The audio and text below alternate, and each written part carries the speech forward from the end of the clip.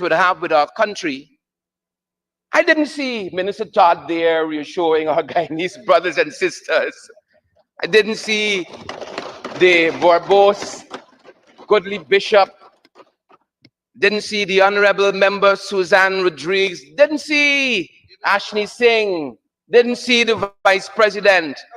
As a matter of fact, to be fair, I did see the commander-in-chief, and he spent about 9 minutes at the waterfront, and then he was gone. The video is there to prove. But those of us who are less fearful,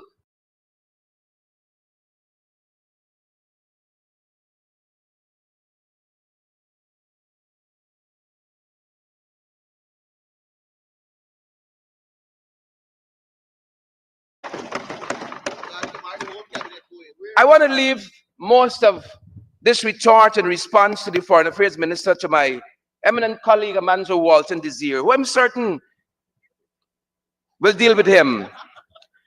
Suffice to say that Maduro and his administration, you understand why they have gotten more emboldened under this administration when you listen to the Honorable Minister of Foreign Affairs. All right-thinking Guyanese advised against the meeting in Argyle. St. Vincent and the Grenadines, Honorable Minister of Foreign Affairs, for that meeting and what we expended on that. What have we to show for it, Honorable Minister? Under your watch, the Haitian situation rose to crescendo under this administration, under our chairmanship of CARICOM, and we declared success because we installed an interim management committee of sorts in Haiti. Haiti is worse off today. I will leave most of it to my eminent colleague, as I said. Guyana's only fared well on the international stage and globally because we have had in David Arthur Granger the foresight in 2018 to take this matter to the International Court of Justice, and you abuse us for that ever so often. That is why we have done extremely well in this period. Don't let us be confused. And we have done extremely well globally because on this side of the house, we have historically had strong leaders on the international stage. Guyana's foreign affairs must be judged on the success of the fishing license deal with Suriname. We must be judged on that. We treated His Excellency Chandrika Prasad Santokhi to a state visit, and what have we to show for those fishing licenses that we were promised 4 years after, Minister Todd? That is on you, and that is on your government. We like to talk half and left half, but I come to talk the other half. This situation persists, Mr. Speaker, as I'm on fishing, Honorable Minister of Agriculture. It persists because Guyanese know everywhere. When you find a paku, you bust it back. How much backstab got? That is the question. The Honorable Member. That is the question we have to ask ourselves. Mr. Speaker, I've come to this esteemed house to address this so-called transformative 2025 budget presented by the senior minister within the office of the president with responsibility for finance. While grand on paper, Mr. Speaker, grand on paper, the budget invites critical examination when viewed through the lens of past fiscal practices, specifically those, but yet finish my law degree in 3 years. When 3 years, while grand on paper, Mr. Speaker, you, Mr. Foreign Affairs Minister, you would serve your time better shouting at Maduro and not at me. While grand on paper,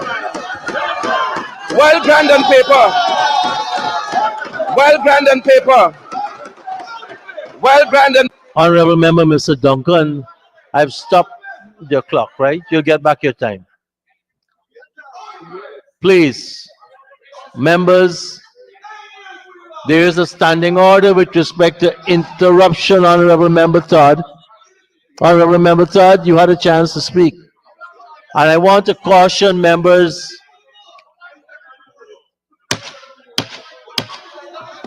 in the gallery, clapping, thumping on the desks is not for you. And if I see that again, I'll have to ask you to be removed. Go ahead, Honorable Member, please. For the record,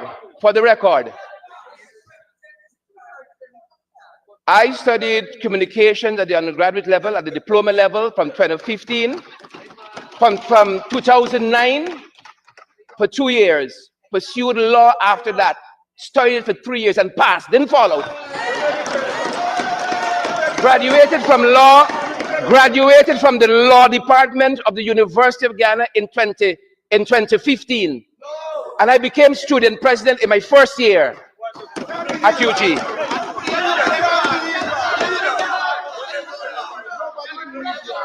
Well, grand on paper, Mr. Speaker.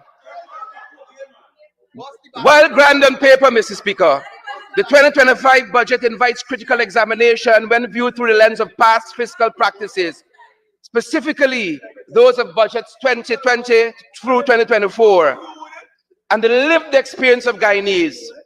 Budget 2025, the theme of budget 2025 should be what Guyanese, the theme of budget 2025, Mr. Speaker, the budget theme should be what Guyanese see when they look for an update on the infamous cash grant, printed but not yet available. The theme of this budget should be what Guyanese see when they check the status of the $100,000 cash grant, distribution venue to be determined. From instantaneously in November last year, rather October 10th, instantaneously $200,000 per Guyanese household. It moved to November month 10, before Christmas, before New Year, and Guyanese are still waiting. Benefits from the budget 2025 will remain elusive, Mr. Speaker, like the benefits of past budgets, printed but not yet available, distribution venue to be determined. Don't let this come into this house, Mr. Speaker, and try to kerfuffle us and Guyanese people as though independence was gained in this country in 2015. The PUP has had 32 years in government. 32 years. What have we to show for it? A young teacher took me to a field at the back of, I think it was Diamond, said my house lot somewhere here. Somewhere. And of course, we didn't build anything. So while my colleague was showing me that vast expanse, somewhere out here, the land is, the Honorable Member Susan Rodriguez had a cutlass chopping her way to Linden. She wasn't using the highway. A young nurse said, yes, I got a house lot. I paid for it, I got a title, but I don't know where it is.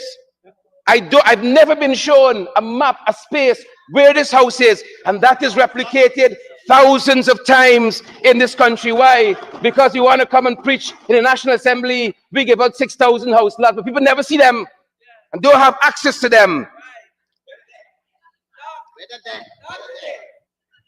Guyana here is something you didn't know. We are meeting at a time, Mr. Speaker, when the former technical director of operations at Gaisuco, Dwarka Bahadur, says that the hiring of 7 Cuban experts at a huge cost to help the factory operations has yielded no tangible results. He says similar recruitments from India will likely produce the same results. Let us set the economic context from which we will interrogate Budget 2025. Bahadur went on to state the company, through whatever deliberations, sought to bring 7 Cuban experts for the factories at enormous cost to the company, who have to date made 0 contributions. And I repeat, Bahadur says 0. He goes on to say Gaisuco needs field help, but only receive factory experts. Let us set the context for the budget. He goes on to say, I am inclined to say, as a trained, qualified technologist, I am dismayed at the seemingly casual response to the challenges of the sugar industry, tinkering with the structure, Honorable Minister, and blaming the directors, Bahadur says, would not solve the problems of the industry. Guyana, here is something you didn't know. We're meeting at a time when companies are closing. Last budget, the budget before, I heard the Honorable Minister of Finance premise huge job growths based on BPOs they were bringing. This is business processing outsourcing companies. Intel closed last year. That BPO, they closed last year under the magnificent watch of this government. Nice time in the economy. Let me tell you something you didn't know. More nice time. Midas BPO transitioned out of their business in Linden. That they like to quote, they brought 100 jobs to Linden through Midas BPO. They transitioned to a company called Prochant. And Prochant downsized from 100 to 35. This is the other half we didn't hear in the budget context. Acuity BPO also closed, shut down its operations locally. We didn't hear about that. That glowing part of the budget, that glowing part of the economy. But it was not just limited to BPOs. For instance, a company called Own the Coconuts, they closed the factory last year. Last year, I'm happy to bring you up to speed. Demerara Bakery closed its doors last year. And lots of these companies keep mentioning rising costs. Guyana, here is something you didn't know. Single largest project that we're investing in the gas to shore. We've been adamant this project needs a feasibility study. And we were told the Exim Bank and its consultants did a feasibility study. But we learned recently from the Exim Bank, and I want to quote the letter from the Exim Bank. The Exim Bank, based on a request that was made, states this, Mr. Speaker, you have requested any and or all feasibility studies conducted by the US Exim Bank for loan application, and it states the loan application. We've conducted a comprehensive search of the files within the Office of the Board Authorized Finance, Engineering, and Environmental Department for records that would be responsive to your requests. This is the component within Exim, this is the bank talking, in which responsive records could reasonably be expected to be found. Please be advised, we are unable to locate or identify any responsive records as Exim did not conduct a feasibility study. Talk half and left half. Guyana, just in case you didn't know. Now you know. Honorable Member, you've completed the first part of your presentation, including the time I gave you back. You have 5 minutes to conclude.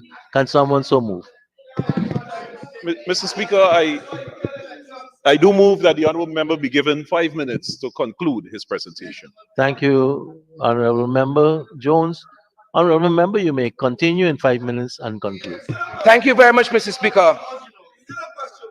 To get a good snapshot of where we are as a company, for the last year plus, every Monday, Sabbath News publishing how the cost of living affecting you.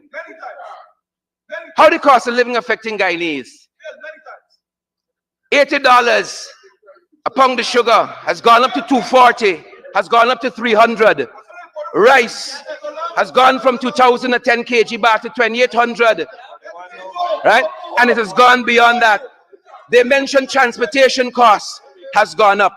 Among other things, housing materials, honorable member, cement, zinc sheet, sand has all gone up. Just in case you didn't know.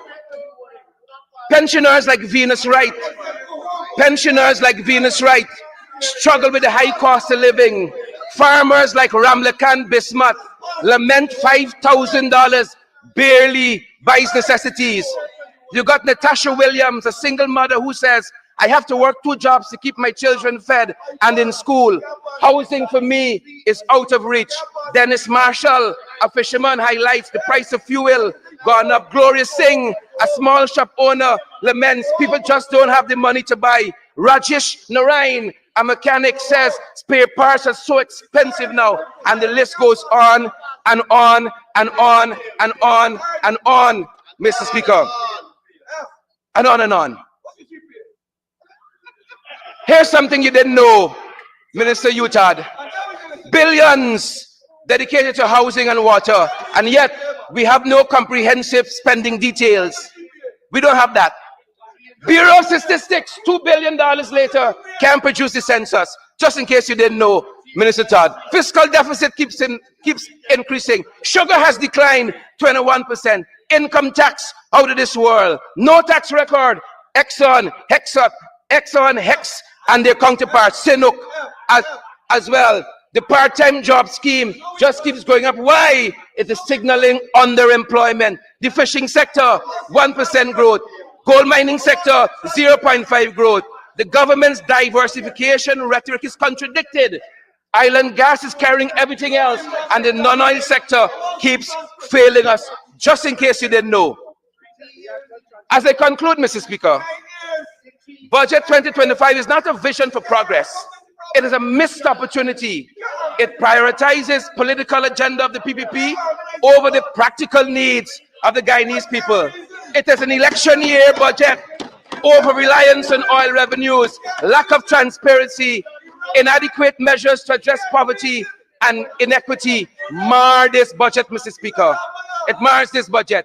We need a budget that genuinely reflects the aspirations of all Guyanese, not just a select few, like the Honorable Minister Todd. I urge this House, Mr. Speaker, to scrutinize Budget 2025 thoroughly, demanding accountability and transparency at every step. And finally, Mr. Speaker, let us work together to ensure that Guyana's financial resources are used to build a truly prosperous and equitable society for all. Mr. Speaker, I urge the government to go back to the drawing board and to present a budget that truly reflects the aspirations of all Guyanese and not just the short-term goals of the PPP. Thank you, Mr. Speaker, and thank you very much, Minister Todd. Thank you very, very much, Honorable Member. Mr. Duncan. Thank you.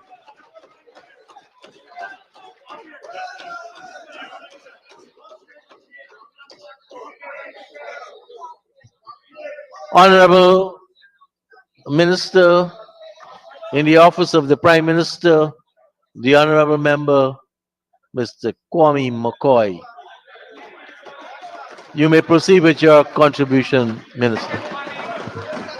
Thank you very much, Mr. Speaker. Mr. Speaker,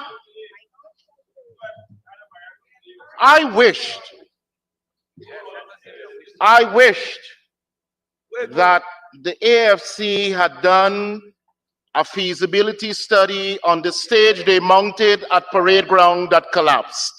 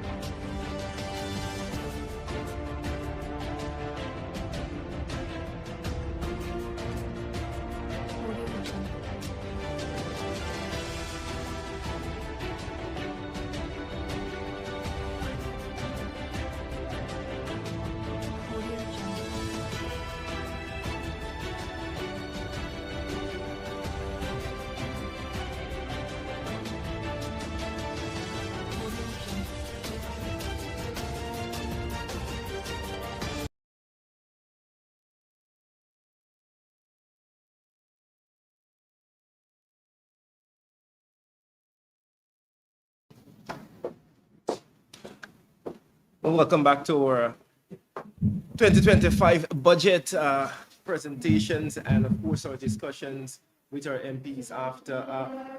Right now, we have on the floor of the House Kwame McCoy.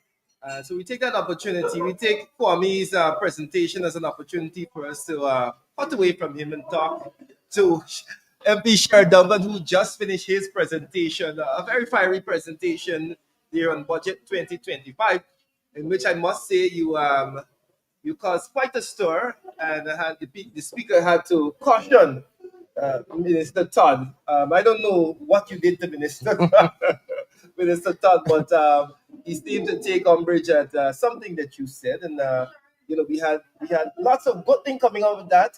And one point you even said to him, you might better spend your time shouting at Maduro. But Sher Duncan, great presentation. I want you to take us through some of what you would have presented here. I know you wish you had more time. So here you are with some more Don't time. be all. I'm giving you some more Randy, time now. first, it's good to be here with you. That's Great. number one. And thank you guys for the good job that you all are doing. It feels a little odd because Yeah. I'm accustomed to being on the other side. Right. It feels a little odd in that regard. But I wanted to do a couple of things that I think we needed to. Yeah. I got a chance to do a little bit of it. I couldn't let the opportunity pass where the honorable member, Minister Todd, spoke, and we didn't respond to some Right. to some of that.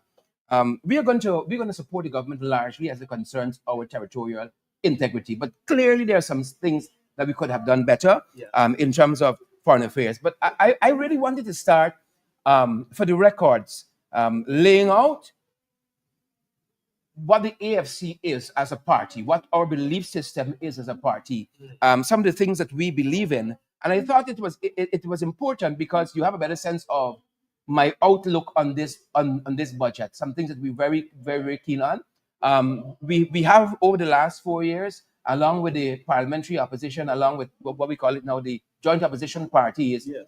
been talking about the policy gaps, and the AFC as well has been laying out some policy that we would love to see happen. This government is a government that is intolerant of opposition voices, or voices, period. One of the things I wanted to point out, early in their administration in 2021, they met with a lot of the small parties. We didn't see that afterwards because they don't like what you have to say, and so they tried to shut you out. That only happened in 2021 after they had just come in. That was absent. But you need other voices in any government, in any administration, and the opposition is part of that. So I wanted to do some of that, and also talk more centrally too to some of the issues we have with housing. Look, every government is going to give out land, is going to give out housing, but the structure in which you do that, that is the important thing. And if you look at how, for instance, they've handed out these cash grants, very chaotic, that is housing for you. We operate, especially in urban areas, as though we have a huge expanse of untouched lands. So there's no housing policy. And that is one of the clear challenges that we have with this administration. And as I pointed out, while we're hearing a lot of numbers, oh, we've given out 50,000 house lots or whatever the number is, when you dig down, when you go underground and you talk with people, then you hear the real story. Yeah, I might got a piece of paper in my hand. It's like being given a house lot, but I don't know where it is. Right. I'm unable to go and start because it might not be developed properly. And the fact that I have had to pay an arm and a leg for the land, I'm not have to wait to rebuild my funds to even start building on that land. Yeah. And one of the things they talk about, in addition to how much they've done in housing, is they've finished their budget. They finished their manifesto. They've finished that. But yet you see them talking about you got so many squatter settlements yet to be regularized. I mean, like this is madness. Right? So there is still a lot of work to be done, but we understand how they treat squatting settlements. We understand, for instance, we've been there in Success Squatting Area. We've been there in Amelia's Warren, Hillfoot. We've been there at Kinview, Mucker. And so we understand that beyond the rhetoric here, as a colleague of mine loves to say, beyond the rhetoric here, when you really and truly interrogate what they're doing on the ground, then you see all the deficiencies. And that is what we have a challenge with. And as I've said, look, we have worked with this government. We have supported them where it matters, and we've had our differences. When they wanted to do the cost of living measures. We agreed to a $5 billion. We came back later on, we agreed to 7 billion. And we're probably going to agree with the 9 billion because people matter to us as well. Yeah, yeah. And of course, you advocate for more. Correct. To be done, Correct. Lots more can be on done. that. Lots more. And as we talk about more being done, you noted in your presentation that you see budget 2025 as a missed opportunity, and it prioritizes the PVP agenda. What would you wish to see, included? What are some of the missed opportunities you think that they could have focused more attention on? Details. Details. I did get a chance to mention some of that. For instance, you're hearing some big numbers, but it lacks the detail in housing again and water. You're hearing these big numbers being allocated, but how are you going to spend it? Another part of what we'll be telling the people of this country is look at, for instance, if you read the mid-year report last year, the end of year report, you got big spendings, but by the time you get to mid-year, 25% of $200 billion has spent. How are you spending now all of that amount by year end? It's impossible. So proper, prudent management and all of that. Those were some of the things we want to see. It's not just about numbers, but it's about the management. And that is where they fail. They go to the ground, they huff and puff and they talk. They go in and meet all these people and they got all these interactions and all of that. And then you bounce up with things like what's happening at, for instance, the Tamari Medical Center. That is that it replicates itself throughout this country. The regional medical officer himself at a meeting recently, because of that engagement with the president there in Tamari, said that Tamari Health Center that is not the anomaly. He said there are lots of challenges. 5 years in, billions of dollars later, and he makes this admission. This is nothing strange, basically. I want us to go far from that, because when you talk about healthcare, you have to man the healthcare sector. You need nurses, you need doctors, you need medical personnel. I wonder if there's a study or any research being done amount of nurses that would have left over the last 4 years, because we hear that, for example, Georgetown Hospital, between 500 and 700 nurses needed. Region 4, you hear people are begging nurses, persons to go and do the nursing course. How are they dealing with that? Are we going to build 2 or 3 more hospitals, and every single day there's a need for those personnel? How do you see any movement towards ensuring that these facilities are staffed properly? No. Why weren't we faced with this kind of acute problem in the last 5 years? Why is that? If the country is doing so well, and with the fastest growing economy, why are these medical personnel, these nurses going? Why are they going? That is one of the contradictions. Why are they going? If we're doing well, and the shadow finance minister pointed that out this morning, if we're doing well in power and light, then why are you taking taxes off of this? If we're doing so well health-wise, you're building all these hospitals, everything on the up and up, nice time, then why are you farming out some of it to private entities? What is this about? So the budget has a lot of contradictions. And that's why I ended by saying, let us sit down and let us hammer this thing out properly, so we all have something that we can be proud of at the end of the day. I've never really met Irfan personally. I can't say, he's a good person. Per se, I know about the policies, I feel the brunt of it every day living in this country. I'm a Guyanese, I'm a stakeholder in this country. You feel it every single day. They promised us, they said public servants, they said people in the hinterland are going to be the first to get a cash grant by the end of November. We're still waiting. And that is the reality of it. But they don't want to talk about that. They want, when the president come, you must away him. You put on a mala and you say, good leadership, Mr. President. Good leadership for them is coming to Mabaruma waterfront. What's the name of the area? Mabaruma waterfront there.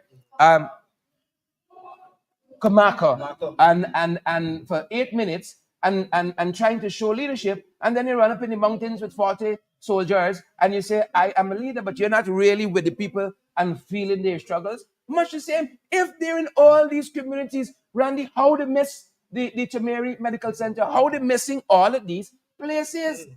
And this is not new. It repeats itself time and time again. But one of the fundamental problems that happen here, the system don't work, and they don't want the system to work. Why only when the president comes, then you could get water? Why only when the president come, your bush could get cut, your light could get fixed, your roof could be bended? Why only then?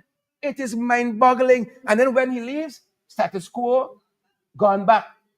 The president went to Mara 2 years ago, and in similar fashion, he had a 5:30, and a lot of instructions were issued. A lot of threats 2 were years, a lot of threats were made.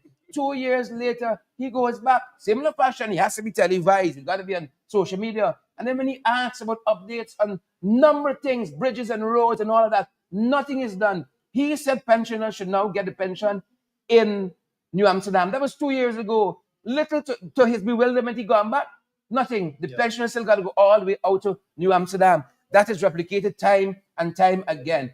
Listen to what the doctor said. The good doctor. I hope they don't victimize her. Yeah. Listen to what she said. 2 days before you came, we get a surprise. Because you know his president is coming. Yes, road gonna fix when the president come in. Right? Thing gonna come. Water gonna start running when the president come in. This is madness. All of us in this country, we wanna open we tap. And if you get a glass of clear water, you could drink. That mustn't be the first draw. I want him to go back in a year's time, in 6 months' time, turn on the same well, put a glass there, and drink it. You get a different quality, because that is what obtains in this government. They're good on the surface. On the surface, you can hear these big numbers, but when you drill down in them, when you drill down. Hello. Before we let you go, I want to just tackle two more things quickly. One, you spent some time in your presentation pointing out the issue of cost of living and the good work that Stabrook has been doing in terms of highlighting and speaking to these people on the ground. Do you see enough in this budget? Because we know this the pocketbook issue. People are worried about how they're going to feed their children. The short answer is no, right? Because last year was the largest budget ever. And I'm watching the shadow finance minister at the back of the room where we are. And I don't want to speak out of term, but I think this budget is only 20% bigger. Last year's budget was times bigger than the previous budget. And if you couldn't do it then, you can do it now. Yeah. One of the things I failed to do was to say initially that the whole 2020 coming up, that period should be characterized by the pink slips. Because a lot of people still holding pink slip. And then they come to promising now cash grant. But hold on. And that is characterized as government. You're nice on paper. Yeah. Biggest GDP, fastest growing economy, right? High income country, we've been designated a high income country. But when you drill down in Kwame, you just hollow. No, I don't know about any drilling in Kwame. Sorry, but when you drill down into the budget. in the budget. So let us go on one other thing. I don't want us to throw this away. I think we should continue to ensure that the people understand this particular issue. I hope the folks sharing the live. Yes. I hope they share. Definitely. I know last night you had leader of the AFC on your program tonight in news and spoke sometime on this. I don't know if he spoke on the program about. I know he spoke about GCOM, but the issue of this feasibility study. I just want your thoughts quickly on that. I know you spoke about this in his press conference today. The fact that this government is so dismissive of the people of Guyana that they can come and tell us, yeah, there was a feasibility study. Yeah. When you investigate, no feasibility. Yeah. And I want you to impress upon the people how serious this matter is. Yeah. Look, it has occurred to me, to quote a colleague of mine, it has occurred to me that we need to hold this government by a higher standard. The people of this country across the divide, that is a fundamental problem we have. We say, oh, it's the PPP. Right? So you know what? Laissez-faire, right? You make allowances for the corruption. You hear about Dion Bascom and the police force. Oh, it's the PPP. You hear about Calvin Brutus. Oh, it's the PPP. You hear about all these egregious things, right? Unless the international community didn't come down on them for the Dharamlal of this world, we would have still been contending with him now. And so we have to hold them by a higher standard. By the same standard we hold the coalition government. I dare say. By the same standard, because much is expected of us. And rightfully so. You're talking, I know you mentioned this last night, the largest investment. Biggest project that we would have invested in our nation's history. And it's as if you're playing flippant with it. Maybe they have a feasibility or they did due diligence. And start you ask whoever you want to ask. Me not ask you no more question. Move on. Right. Yeah. And is this as if it's a personal thing now? Oh, y'all gonna stop this project. Yeah. Oh, y'all stop a mile, y'all gonna stop this project. Yeah. As if the views of the experts and the fact that this project may affect generations to come. Correct. And you know what? They blame us for a lot of things in sugar, but the Skeldon modernization project is on them. The Skeldon sugar factory. They were told, much like we're telling them with the gas ashore, the gas energy project, and they sell all of these lavish things. They sell us now. Oh, it's going to do all of this. It's going to provide electricity to certain parts of Barbados. Oh, it's going to create all these jobs. Oh, it's going to do the same playbook all the time for people to buy in to the measure. And then you are saddled with this. If a Mile of Falls was so nice, y'all in 4 years, why you pursue it still? Huh? If it was so nice, why you push it still? So that is the challenge we have had. PPP and big projects is like an oxymoron. They don't go together at all. You got the Skeldon modernization factory. You got the fiber optic. You got the one laptop family. You got the Cherry Dragon Airport, the longest building, most ugly airport in the world. But it is still there and still going on. Every 2 mornings, the Minister of Public Works run up there. He claimed he reads the right act. How many times we heard that? No more funding, no more deadline. They just said that they're doing a new wing or a new bridge, another $500 million.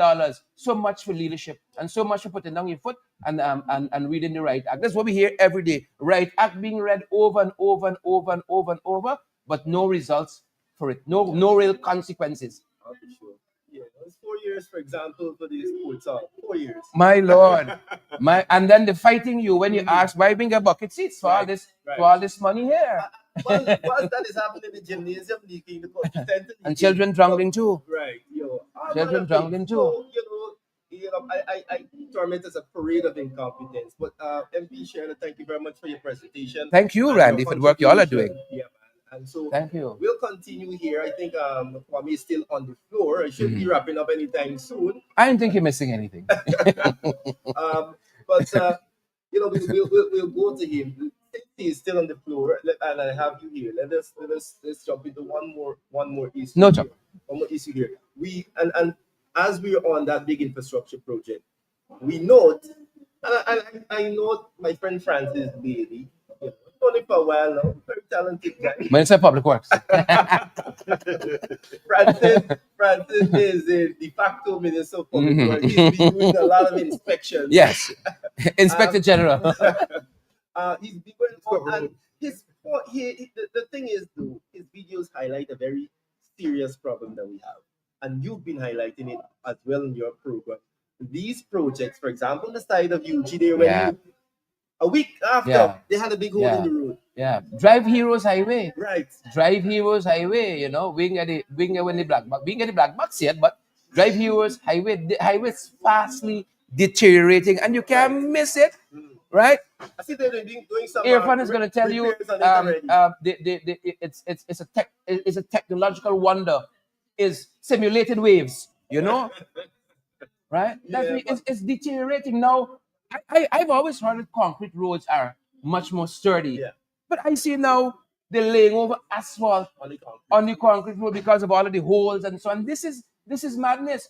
I don't know. I can't remember the name of this stretch, but when you come off of Conversation Street and you're driving that new road now all the way to Duncan Street, right? Whatever's the name of that street, holes developing in that road there, close to Duncan Street, a whole host of holes, and they just finished that project there. This is madness. This is madness. So we've argued, look, it's not just about resources. It is about how you manage these resources. And these guys have not been managing very well at all. And this goes across the region, across the 10 administrative regions. The quality of the work. You ain't getting it. Look at any road the coalition bill. It's stand up very strong. And everything that these guys are building, it's crumbling. Right? And that's the challenge that we have. It's as if those persons who are tasked with inspecting the work, as if they're they are part of the corruption. Because I have learned. Or you could say corruption. I have learned. Yes, corrupt. I have learned that. Look, these roads got to be handed over. Somebody should sign off on them.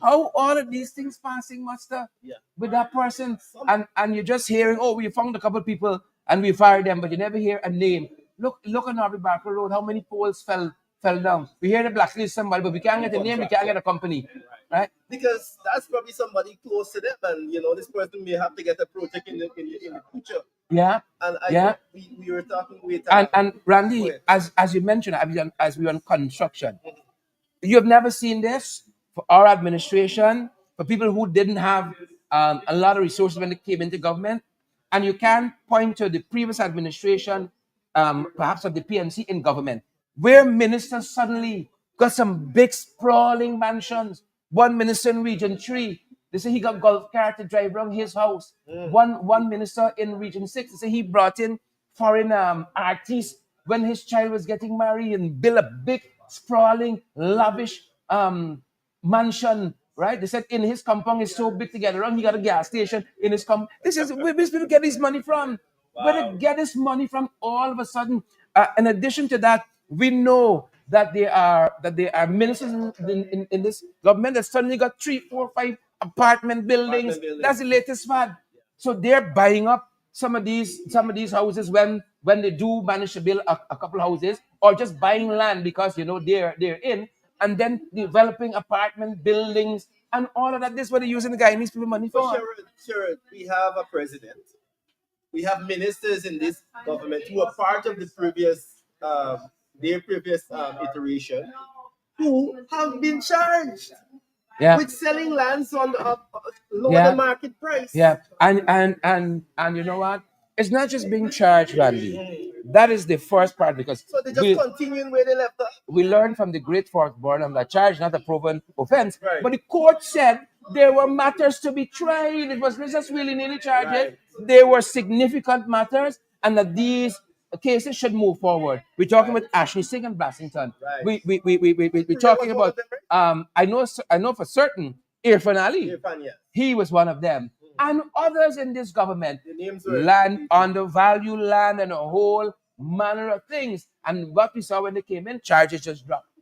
Charges discontinue. So they cases continue to being corrupt. Yes. Right. Yes. Yeah. And there's nothing to say they have not finished.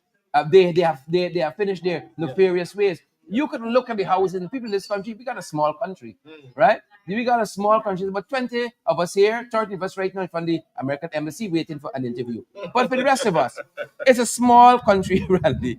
And people would point to you. You go in the community and say, Bishop owned the house over this one, right? Bishop owned this one, right? Ugly man, Darky owned this one over here. This apartment building. They would tell you, yes.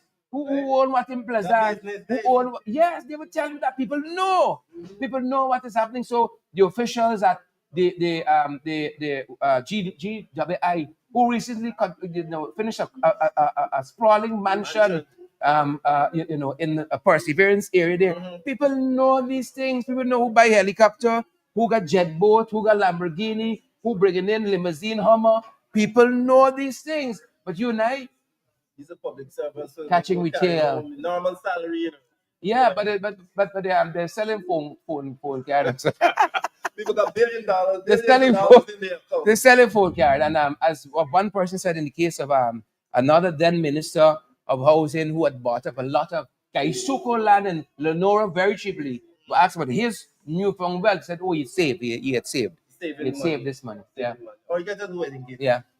But before we go on a little more serious note, the opposition throughout the next week or so, they'll come forward and they'll critique the budget, and of course they will make their own suggestions as to what they believe these money should be used for. How likely is it that those considerations or those suggestions may be considered by this administration? No. The eyes have it. You have the eyes have, you know that already. It's a set piece. The eyes will have it. If they were interested in our view, they could have treated us to a pre-budget consultation. Kind of get a feel for some of the ideas, how you think. And we could save ourselves. Even we could save ourselves some time here. How many of our suggestions made it in? You know, We agree. Yeah, these are Yeah. things that made it in. When the I agree with opposition, them. Suggested. But what does that say about our parliamentary system? You know, what your thoughts on that? Is this a tenable situation? Is this a tenable modus No, operandi? it isn't. Especially when you have a government that isn't magnanimous. You have to legislate everything for them. Mm. So you would have to legislate then that you have a pre-consultation, Yeah. all of that. All you got systems in place that they're not following. Mm. I forgot to highlight in the Guyana. Did you know if we haven't appointed the Chief Justice? Yes. And the chancellor. The president said since he came in, we get this done. Soon as we get the Judicial Service Commission in. That commission was empowered months ago, and now is another excuse. It's something else. It's kick the can down the road, down the road. The Henry boys, you hear no stone unturned, and nothing ever becomes of it. That is the administration. They got on paper, Randy. They go on paper, Yeah. but like the checks for the cash grant, printed. Yeah. But It's a peculiar situation Yeah. where you have 51% of the people who got 51% of the having 100% of the power. Yeah. And so I don't know how we move forward as a nation. That is something that I believe has to be changed. I know you share the same view. Yeah, and I think that is not just to say it from the benches of the opposition, but if we want to heal this country, Mhm. and it's high time, it's been people now 50 odd years, Yeah. we have to put different systems in place, Place. and they have to be respected. Mhm. They have to be respected. Where the constitution says should be consultation, them boys don't want consult. Yeah. Them boys don't want me. They don't want to talk. It's our way or the highway, but yet you talk about one guy, and it cannot be like that. You cannot. The American president said it many moons ago. No country can survive half slave and half free. Mm. It's not going to work like that. We got to come around the table. It's equal and move the process forward, or else we'll get what we've always gotten, right? And if you put as they say, new wine in old wine skin, what you can get, right? If the thing changes, what you can get, you put a bigger budget in the same vessels to spend it. What you can get is more thievery, is Yeah. more robbery, is Yeah. more everything, more pilferage, every single thing. That's what we can get. Be sure down. Yep. I want to thank you very much for your Thank thoughts you and again. your presentation. Of Thank you course, again. I wish I had more continue. time. I wish I did. But next time. Next time. I will Next time. jump back over to the house right now. We take a few more minutes of Kwame McCoy, and then of course we have our next presenter will be coming up. So stay tuned, folks. Stay tuned.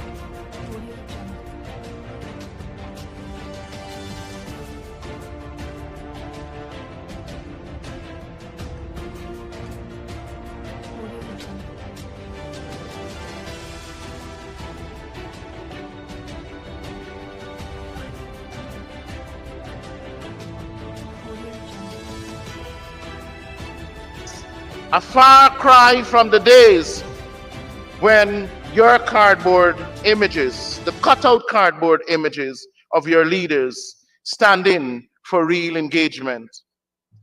In 2025, Mr. Speaker, you will see us continuously working to ensure that the government information services benefit citizens through the provision of information and education to help them to make decisions about their lives and to understand what their government is about and what their government is doing, and to be able to measure us by our actions, and for the purpose including accountability, inclusive of accountability and transparency.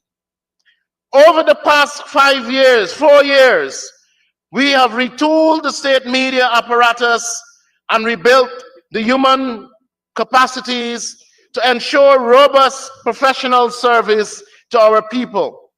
And while they rabble-rouse over there about equitable access, the people must be reminded that our state media is a state media that provides and serves the people of Guyana every single day. Mr. Speaker, in conclusion, 2025 budget is a bold, visionary blueprint that addresses both the immediate and long-term needs of the people of Guyana. It is a budget that balances the imperatives of economic growth with the principles of equity, sustainability, and social inclusion.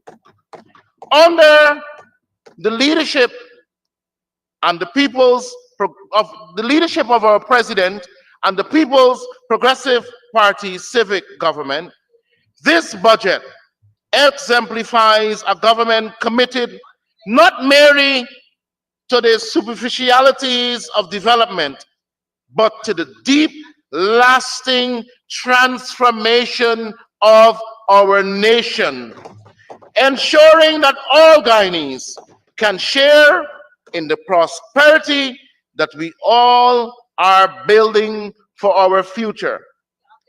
This, Mr. Speaker, is a budget worthy.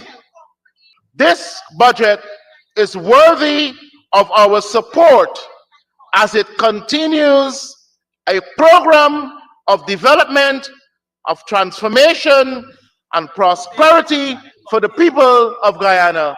And I do so commend Budget 2025 to this House for passage. Thank you very much, Honorable Minister McCoy. And now for the Honorable Opposition Chief Whip, Honorable Christopher Jones.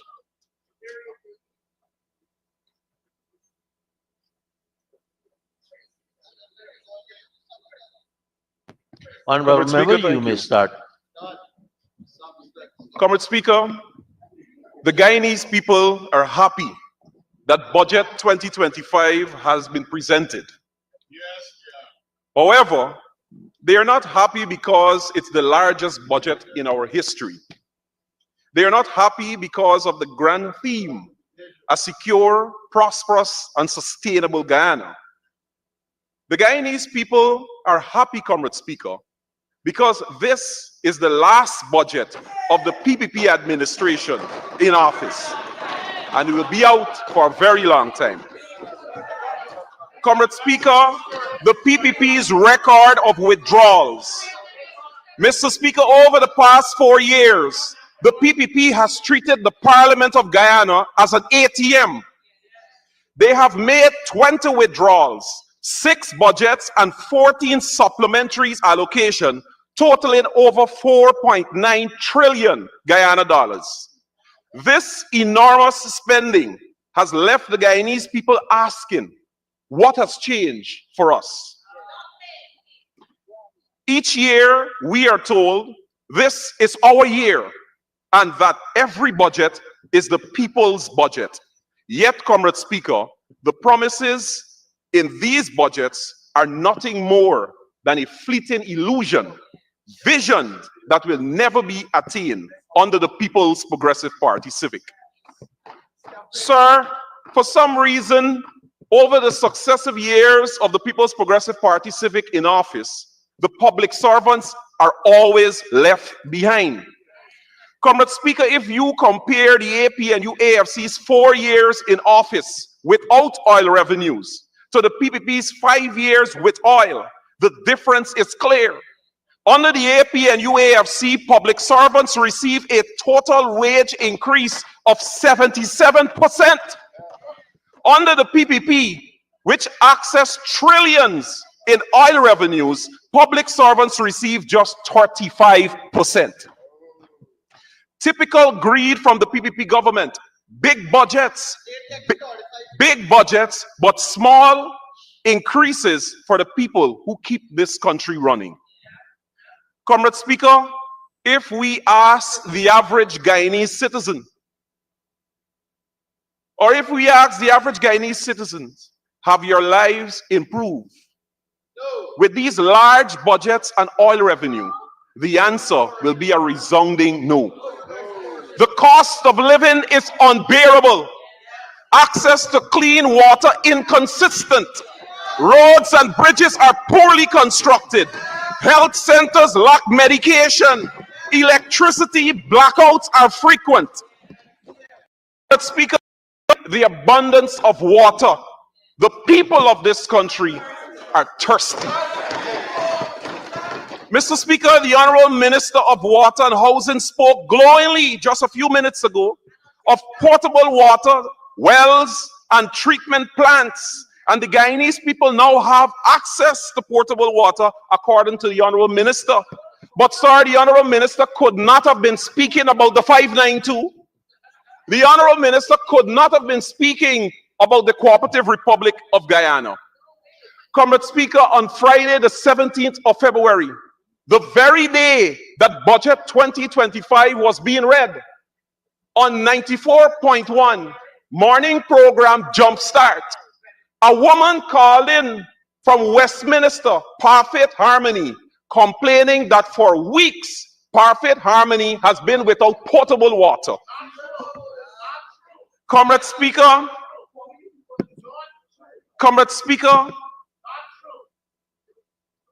the caller story opened the floodgates, and citizens in communities across the country took to social media, highlighting the fact that water coming through their taps are smelly and dirty. Water they cannot drink, water they cannot use to wash clothes, and water they cannot use to wash their yards. Now, Comrade Speaker, we are about to pass a budget of $1.3 trillion in the fastest growing economy in the world, and the average Guyanese citizen can't get portable water from their taps. The water is so bad that they cannot even wash their yards. A little bit on health, Comrade Speaker. Mr. Speaker, under the David Granger administration, patients across the country were provided life-saving dialysis treatment free of cost at several centers, including the New Amsterdam Hospital. However, sir, when the PPP took office in 2020, this program was scrapped and replaced with a private partnership that imposed a fee of $24,000 per session. Patients are now required to pay out of pocket $12,000 for each session, with 3 sessions per week needed, Comrade Speaker, amounting to $36,000 weekly or $144,000 monthly. Comrade Speaker, the devastating result is that over 45% of the patients who receive this life-saving treatment, previously free of cost before 2020, are no longer with us. Not because they sought treatment elsewhere, Comrade Speaker, but because they are dead. Mr. Speaker, one such patient, whose name I cannot disclose out of respect for his family's privacy, was a water vendor, a man who supplied water for residents in the New Amsterdam and surrounding communities. He expressed that he simply cannot afford $36,000 per week for dialysis treatment, and he has a family to feed and bills to pay. Forced to prioritize the well-being of his wife and children, he was unable to continue treatment. Tragically, Comrade Speaker, 4 months ago, this man died. Comrade Speaker, on youth, the young people of Guyana are our future. And in a country overflowing with oil revenues, they deserve meaningful investment in their potential. Comrade Speaker, our young people deserve access to funding to start their own businesses, substantial innovation grants, government guaranteed loans, business supported services, land for their ventures, and timely permits and approvals without unnecessary delay. It is time to end the Friends and Family Opportunities Program and let merit and fairness prevail. Comrade Speaker, the PPP government continues to fail the young people of this country by neglecting the priorities of same. Comrade Speaker, the Honorable Minister Susan Rodriguez, in her presentation, made reference, essentially saying, or giving the impression that nothing happened in Guyana before 1992. Comrade Speaker, I'll take the opportunity now to remind the Honorable Member. The Honorable Minister of Finance, Dr. Ashley Kumar Singh, in his budget presentation, page 100, stated under the caption, free university and tertiary and vocational education. He went on to say, Mr. Speaker, it would be recalled that our path to offering free tertiary education begin with the write-off of outstanding student loans at the University of Guyana. I'll stop there. Comrade Speaker, the People's Progressive Party Civic would want to give the young people of this country the impression that they are about to introduce free education in this country. But sir, it was under the People's National Congress reform and Lyndon Forbes Sampson Burnham that Guyanese received free education from nursery to the university. And many of the government ministers sitting in this house right now, Comrade Speaker, are products of free education under the PNC. But sir, they want to hoodwink the young people of this country, because what they needed to say to the young people of this country is when the People's Progressive Party Civic came to office, they introduced fees at the University of Guyana. Comrade Speaker, when we say the PPP has lost touch with reality and the people of this country, it's an understatement. They just don't care. For here is a political party founded on the struggle for workers' rights, but better paying jobs and better condition for the working poor. Mr. Speaker, you may know the PPP's party battle song, "Oh fighting men," will now have to be rewarded. It has to be rewarded, Comrade Speaker, for the PPP now finds itself as a party fighting to enrich themselves, their family, friends, and favorite. Comrade Speaker, former President of the United States, Joe Biden, in his farewell speech to the American people, stated, and I quote, "Today, an oligarchy is taking shape in America with extreme wealth, power, and influence that threatens our democracy, our basic rights and freedom." End of quote. Comrade Speaker, an oligarchy which threatens the democracy in Guyana has already been formed, and it is rapidly growing. Mr. Speaker, the people refuse to be condemned to servitude under the PPP oligarchy. Comrade Speaker, but I remind this House that it was former President David Granger who warned this nation in July 2011. He stated, and I quote, "The PPP has spawned a new culture that is not based on meritocracy. It is a kleptocracy supported by an oligarchy. It supports the people who places personal greed before the public need." End of quote. Mr. Speaker, today there are allegations, and I cannot use the word corruption, so I will replace it with dishonest dishonest dealings. Mr. You can't use that either. No. Could I use loot? Could I use loot? All right. Today, Comrade Speaker, there are allegations of loot. Sorry. There are allegations of loot in almost every government ministry and agency. What is worse, Comrade Speaker, these allegations of loot have been leveled at Your time's still going. So if you want to continue that way, we will come. run-ins. Okay. Comrade Speaker, I will ask them to expunge the. that's fine, Comrade Speaker. Understood. Comrade Speaker, what is mercy. What is worse, Comrade Speaker, the allegations of runnings have been leveled at ministers of the government. Allegations of their spouses, children, and family members fronting shell companies that are awarded contracts for. You're now imputing. You're now imputing. You are now imputing on honorable members. Honorable, please. You're going good until you took setup. Comrade Speaker, there are allegations of runnings in the Guyana police force at the most senior level, affecting the morale of the entire force.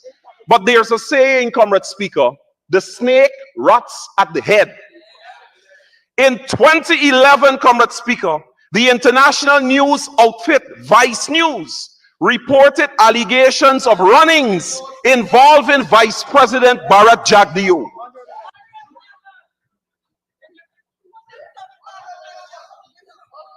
Honorable members, there are standing orders with respect to imputing and also referencing, and I would not allow it. You have 2 minutes on your original 15 remaining. There's also a standing order with respect to repetition, and we've heard that over and over again. Go ahead. During Guyana's appearance before the United Nations Human Rights Commission, the UN Human Rights Committee member Lawrence Helford stated, and I quote, "The committee is aware of public frustration, for example, the failure to investigate reports of runnings by the name individual I mentioned before. The committee also notes allegations of runnings in the Guyana police force and the judiciary." End of quote. In her response, the Honorable Minister of Governance, Gail Teixeira, stated, and I quote, "Allegations against the individual I mentioned before were never investigated because no police report was ever filed against him in the matter by anyone." End of quote. In other words, Comrade Speaker, the Guyanese citizens are expected to report allegations of runnings involving ministers and senior government officials to the same Guyana police force that itself faces allegations of runnings at the highest level. For you to continue running, you'll need 5 minutes extension. Mr. Speaker, I move for the honorable member to be given 5 minutes to complete his presentation. Thank you, Honorable Member Mahipal. Honorable Member Mr. Jones, I think you could now leave off where you're running to and continue on where we should. Thank you, Comrade Speaker. Comrade Speaker, parliamentary committees play a crucial role in any functioning democratic system. They enhance the efficiency, accountability, and transparency by facilitating in-depth investigation of issues, policies, and legislations. Take tasks that cannot be thoroughly addressed during regular parliamentary sessions due to time constraint. Comrade Speaker, the Ministry of Governance, headed by the Honorable Member Gail Teixeira, organized a human rights and anti-runnings expo on the 9th and 10th of December 2024.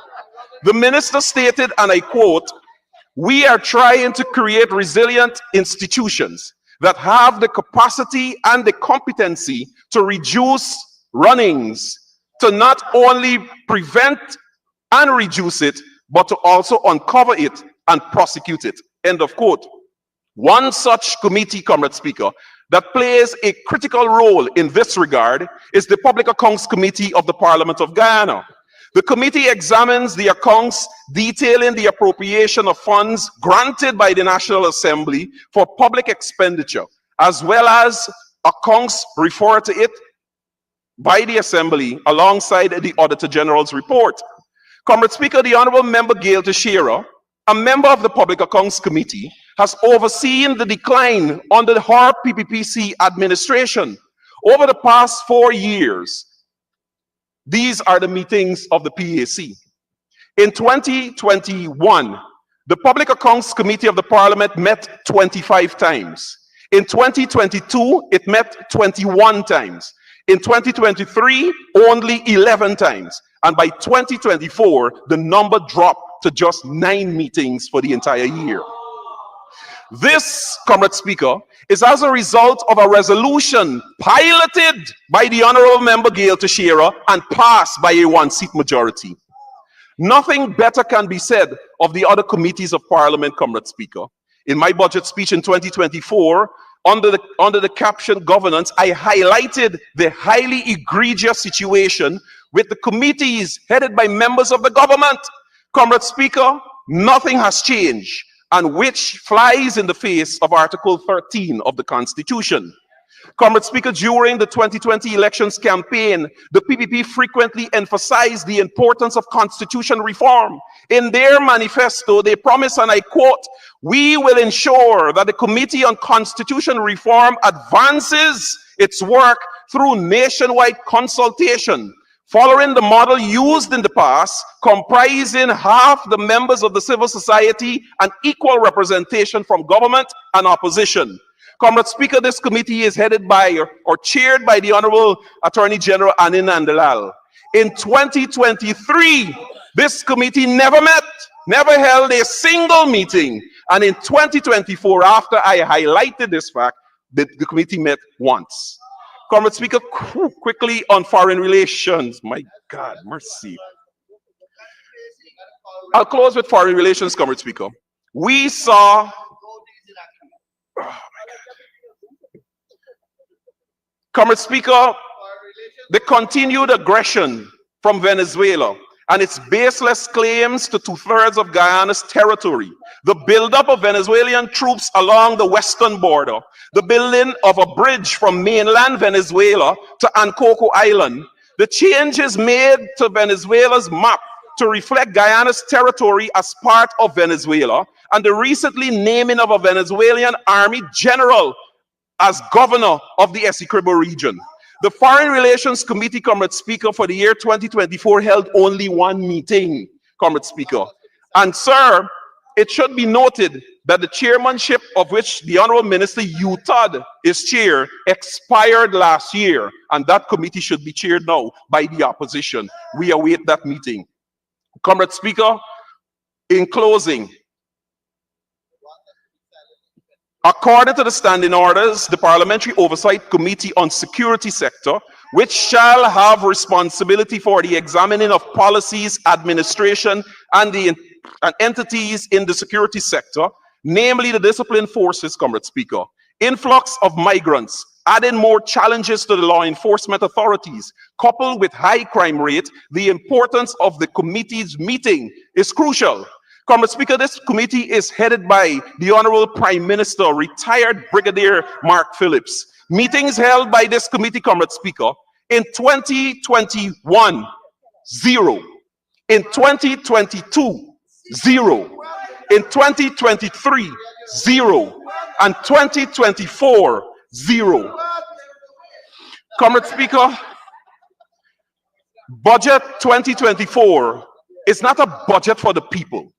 It is a blueprint for the enrichment of a few. It is a blatant, it is a betrayal of the trust and hopes of the Guyanese people, a farce, a pretense, a shameful transfer of wealth from the many I think you've run out of words and run out of time. Thank you very much.